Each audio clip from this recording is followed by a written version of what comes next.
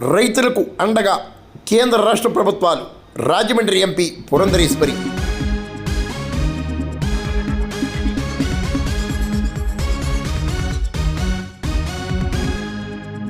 వ్యవసాయ రంగ పురోభివృద్ధి, రైతుల సంక్షేమంలో కేంద్ర రాష్ట్ర ప్రభుత్వాలు రైతులకు అండగా ఉంటాయని రాజమండ్రి ఎంపీ దగ్గుబాటి పురంధరేశ్వరి అన్నారు.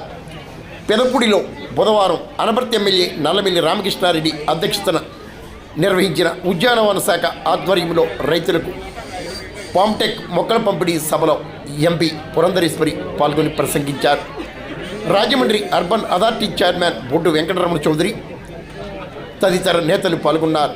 పుట్టా గంగాధర్ చౌదరి, జుత్తుక కృష్ణ, ఆరుముల్లి అమ్మన్న చౌదరి, కరికుదురు దత్తులు ఆధ్వర్యంలో కోలాహలంగా వేడుకగా ఈ కార్యక్రమం జరిగింది. ఇవాళ మనం 11వ ఆర్థిక శక్తి నుండి మనం 5వ ఆర్థిక శక్తిగా మనం ఎదిగాము అని చెప్పి అనుకుంటున్నాం.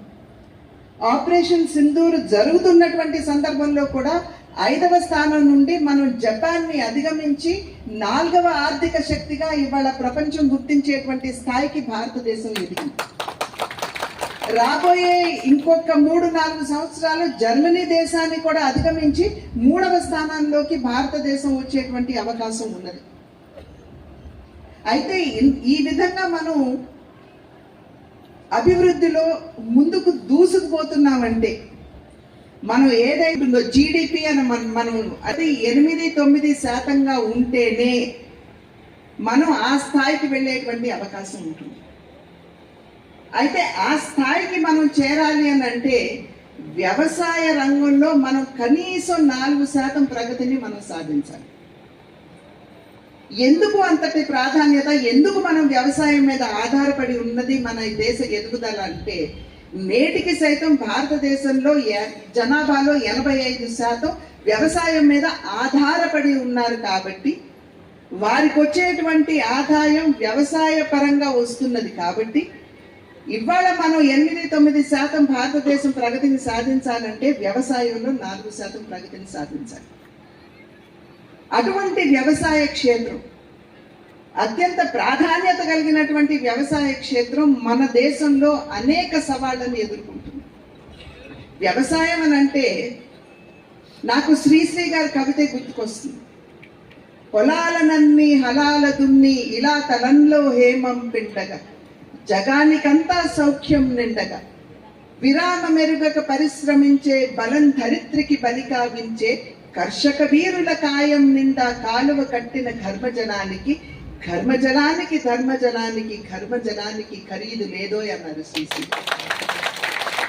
అంటే ప్రతి స్వేద బిందువుని వడ్లగింజగా మార్చి ఆహార భద్రతని మనకి కల్పించేటువంటి రైతు, అటువంటి రైతు యొక్క చెమట స్వేద బిందువులకి ఖరీదు లేదని చెప్పి శ్రీశ్రీ గారు చెప్పినటువంటి మాట.